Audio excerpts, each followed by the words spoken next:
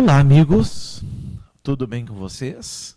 Aqui estamos nós de volta, então, no nosso projeto Gabaritando Legislação, trabalhando a Lei de Execução Penal, a LEP, Lei 7.210, de 1984.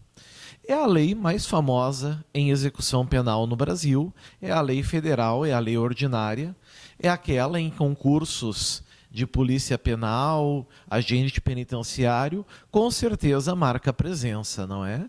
Então a gente tem que conhecer, claro, ela bem, conhecer ela muito bem, certo?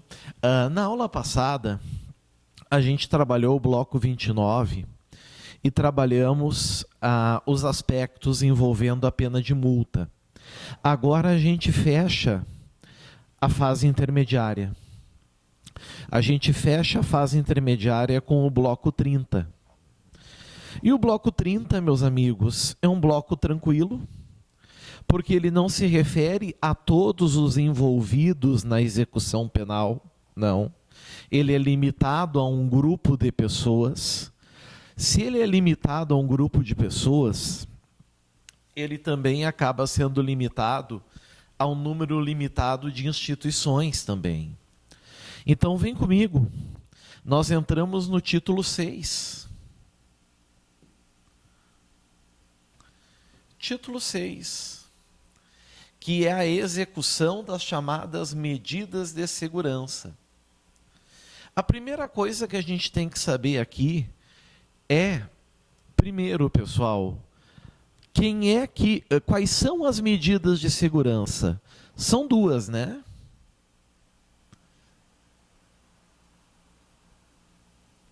Internação, que é a mais grave, em hospital psiquiátrico.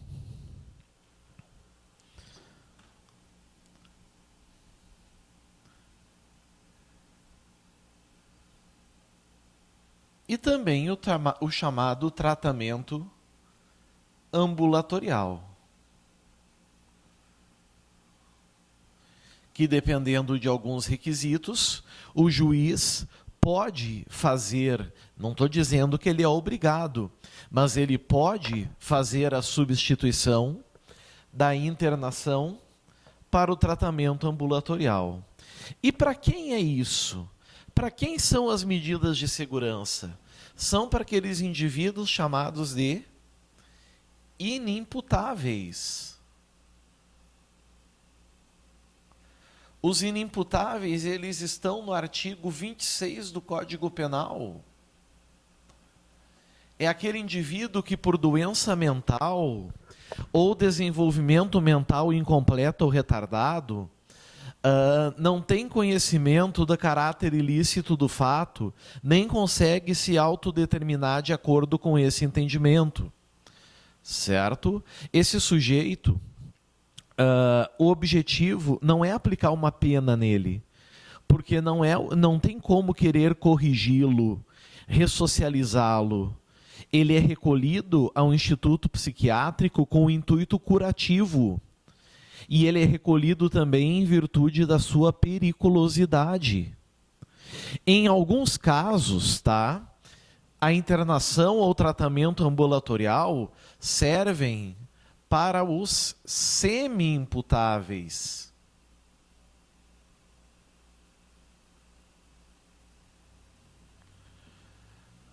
Do artigo 26, parágrafo único do Código Penal, que são pessoas que não têm doença mental, mas têm perturbação mental. E aí elas não tinham completo conhecimento daquilo que estavam fazendo. Nesses casos, o juiz condena, reduz a pena e, se entender necessário, aplica a medida de segurança. O inimputável sempre é absolvido e o juiz aplica a medida de segurança. O semi-imputável é condenado, o juiz reduz a pena e, se entender necessário, aplica a medida de segurança. Então, o que nós vamos trabalhar aqui, primeiro, tem a ver com internação, tem a ver com tratamento ambulatorial, tem a ver com os inimputáveis e com os semi-imputáveis. E aí nós vamos, depois do título, falar do capítulo, das disposições gerais. Começando como sempre começa, né, pessoal, as questões envolvendo recolhimentos, né? Transitada em julgado, ou seja, não cabe mais recurso, a decisão se tornou definitiva, encerrou, acabou, não cabe mais recurso nenhum, ela se tornou irrecorrível. Transitada em julgado a sentença que aplicar medida de segurança, ou seja, sentença absolutória ou condenatória para o semi-imputável. Certo? Está aqui. Então, é possível um condenado receber medida de segurança? É, desde que ele seja um semi-imputável. Será ordenada a expedição da guia para execução. Vejam, para o condenado é guia de recolhimento. Não vamos confundir isso. Para o condenado, a gente chama de guia de recolhimento. Para o inimputável, na medida de segurança, a gente chama de guia para execução. Nomes diferentes, pode cair na prova de vocês. Não gostaria que os senhores errassem. Certo? Cuidem isso. Aí vem o artigo 172, que diz: o mesmo que vale lá para os condenados, vale aqui para os inimputáveis. Ninguém será internado em hospital de custódia e tratamento psiquiátrico ou submetido a tratamento ambulatorial para cumprimento de medida de segurança sem a guia expedida pela autoridade judiciária. Então, também o mesmo que expede a guia de recolhimento é o que expede a guia para execução.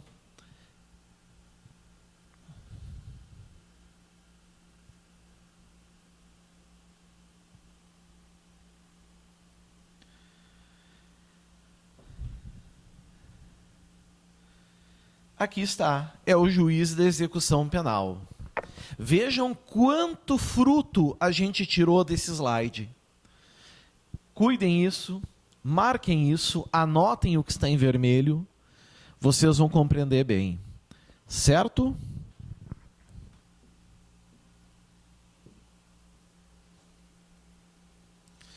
Entramos agora no artigo 173. A guia de internamento. Guia de internamento, amigos, é para aquele que vai para o hospital de custódia, né? Vai ser internado. Ou guia de tratamento ambulatorial é aquele que, eventualmente, vai ter que tomar remédios conforme períodos pré-estabelecidos e tomar certos cuidados de saúde. Extraída pelo escrivão, vai se tirar informações dos autos do processo para montagem, que a rubricará em todas as folhas e a subscreverá com o juiz. O juiz não rubrica todas as folhas, mas ele subscreve e o escrivão também. Será remetida à autoridade administrativa incumbida da execução e conterá. Ou seja, vai para o diretor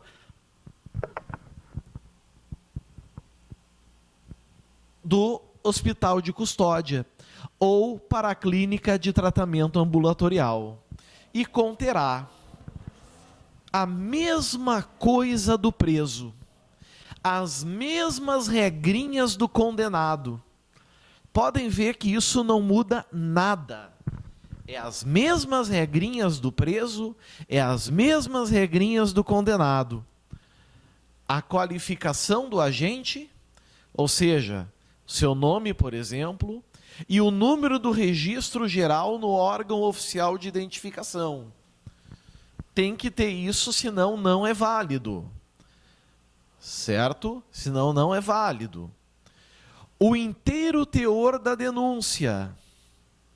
Ou seja, pelo que ele foi denunciado e foi absolvido, mas inimputável, ou condenado, mas considerado semi-imputável. E da sentença, que tiver aplicado a medida de segurança, bem como a certidão de que não cabe mais recurso algum. Não cabe mais recurso, bem como a certidão do trânsito em julgado, como diz ali. Certo? Bem como a certidão do trânsito em julgado. Vejam, enquanto na condenação tem que ter a data do prazo máximo que termina o cumprimento da pena, internação, amigos, não é prazo máximo que a gente trabalha. Na internação, a gente trabalha com prazo mínimo. Por isso que diz aqui, a data em que terminará o prazo mínimo de internação ou do tratamento ambulatorial. Ou seja, no mínimo ele tem que ser tratado por tanto tempo. Certo? Condenação, prisão, tempo máximo. Certo? Na guia. Tratamento, medida de segurança, prazo mínimo. Boa questão para cair em prova e confundir o candidato, confundir o concorrente. Não caiam nessa. Número 4. Outras peças do processo reputadas indispensáveis ao adequado tratamento ao internamento. Está aqui. Certo? Por isso que é um rol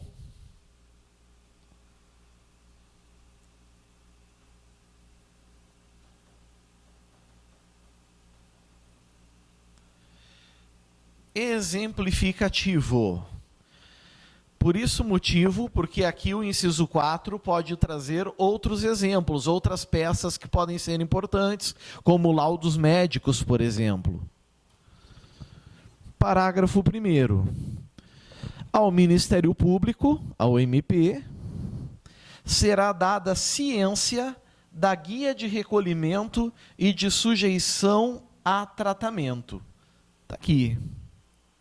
Assim como o MP tem que se dar ciência da guia de recolhimento do preso, né? Aqui tem que se dar a guia de recolhimento a tratamento também. Certo? Parágrafo 2º. A guia será retificada. Lembram o que é retificação, senhores? Senhores, lembram disso? Retificação é corrigir, alterar. Então, a guia será corrigida, a guia será alterada, sempre que sobrevier modificações quanto ao prazo de execução. Ou seja, tem um prazo mínimo de tratamento de internação ou de tratamento ambulatorial. Mas daqui a pouco esse prazo tem que ser maior, através da avaliação. Nesse caso, tem que fazer o quê? Retificar a guia de internação. Certo? Cuidem isso também. Artigo 174. Aplicar-se-á na execução da medida de segurança, internação ou tratamento ambulatorial, naquilo que couber, o disposto nos artigos 8º e 9º dessa lei. Está lá, né? Todas as assistências, direitos, deveres, etc. Cuidem o que está em vermelho, marquem, destaquem, pela importância que isso tem também para a nossa provinha.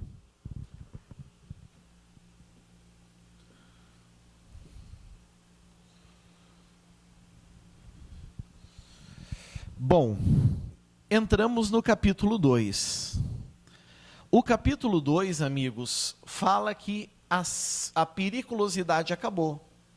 Da cessação da periculosidade. Acabou a periculosidade. Ela encerrou, cessou. Da cessação da periculosidade. E em que momento isso vai acontecer? No fim do prazo mínimo de duração da medida de segurança, 1 a 3 anos. Só que não diz aqui na LEP. O prazo é lá no Código Penal. Então aqui para nós não interessa. A gente sabe que ao fim do prazo mínimo vai se feita uma averiguação e vai ver se a periculosidade terminou, certo? Pelo exame das condições pessoais do agente, observando-se o seguinte. Agora vem aqui, pessoal, os requisitos. O 1 e o 2 e o 3. O 1 e o 2 e o 3.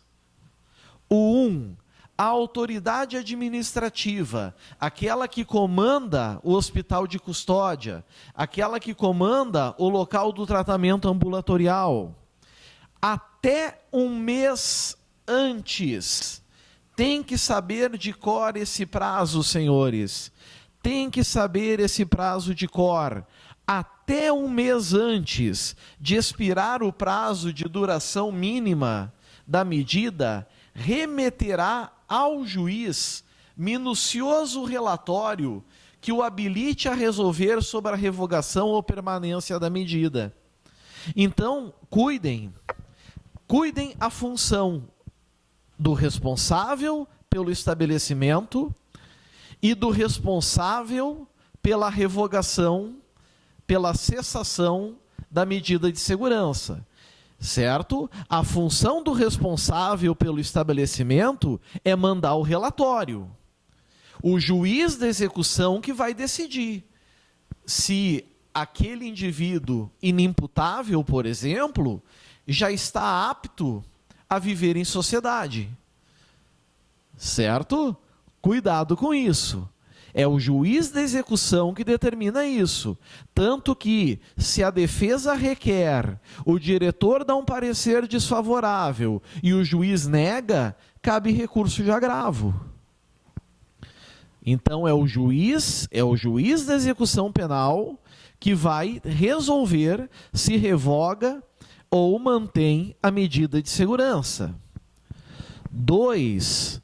O relatório será instruído com laudo psiquiátrico, porque se nós estamos falando de inimputáveis, nós estamos falando de...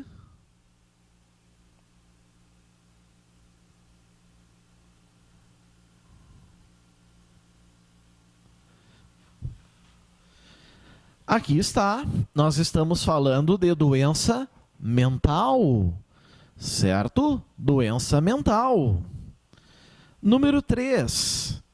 Juntado aos autos o relatório ou realizadas as diligências, serão ouvidos sucessivamente, ou seja, nessa ordem.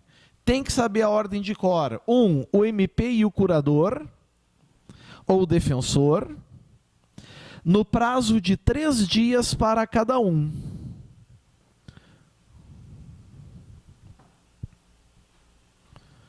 Certo?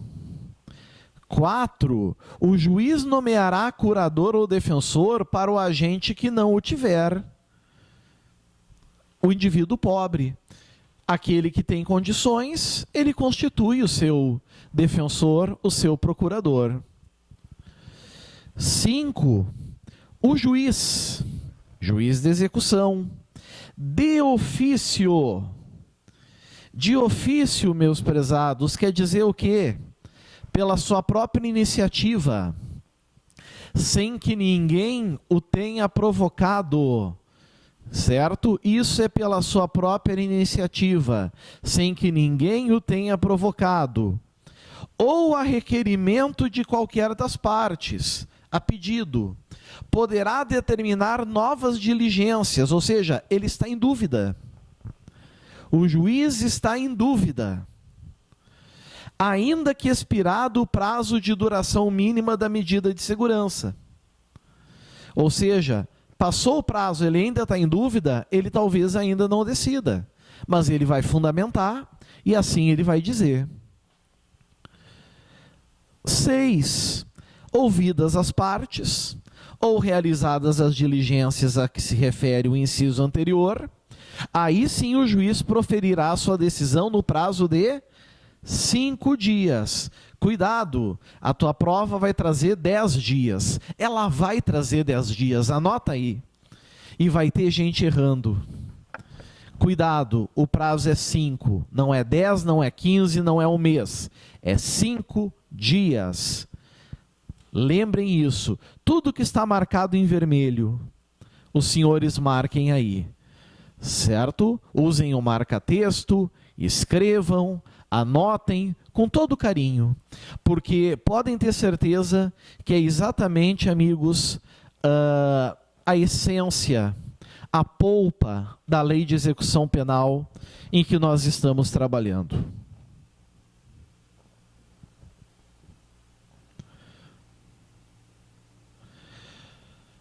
Artigo 176.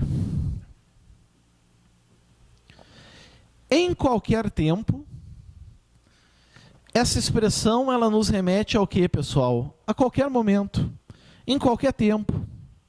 Não tem um dia, não tem uma semana, não tem um mês, não tem um trimestre, em qualquer tempo. Ainda no decorrer no prazo mínimo da medida de segurança, poderá quem? O juiz da execução, diante de requerimento requerimento fundamentado, explicando o motivo. Explicando o motivo fundamentado do MP ou do interessado, seu procurador ou defensor, ordenar o exame para ver se verifica a cessação da periculosidade, procedendo-se nos termos do artigo anterior.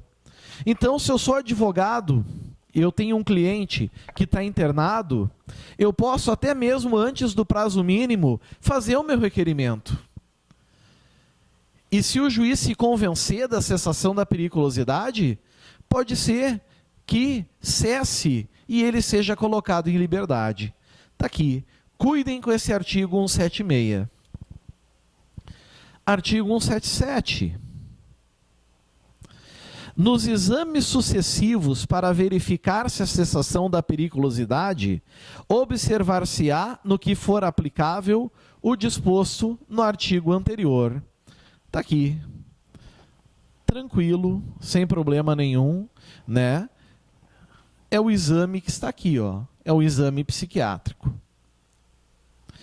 Artigo 178.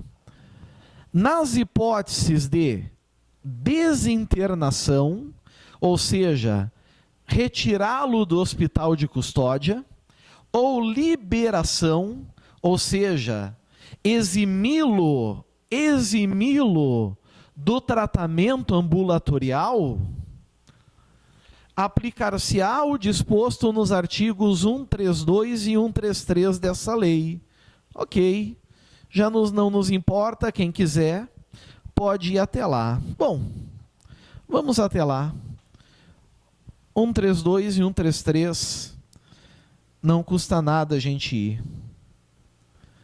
132 e 133, nós já estamos praticamente neles. 132 são as condições. Condições. As condições para quem está no livramento condicional. 133 são condições especiais de quem está em um livramento condicional. Apenas isso.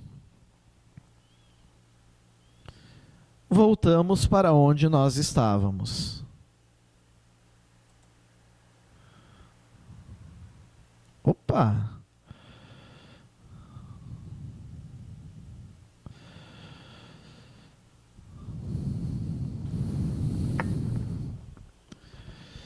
E 179. Transitada em julgado,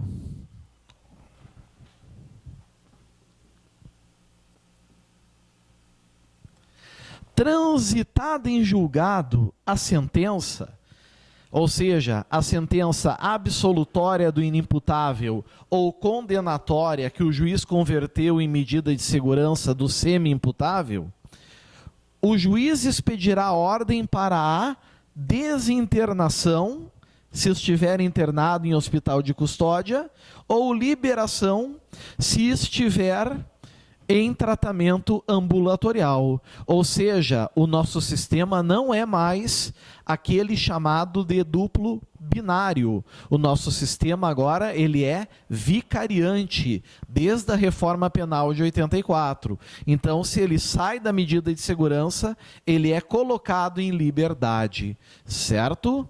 A não ser que ele tenha uma doença mental durante o cumprimento da pena. Aí, ele melhorou, ele retorna a cumprir a pena. Mas se ele já foi desde o início declarado inimputável, estando curado, é colocado em liberdade.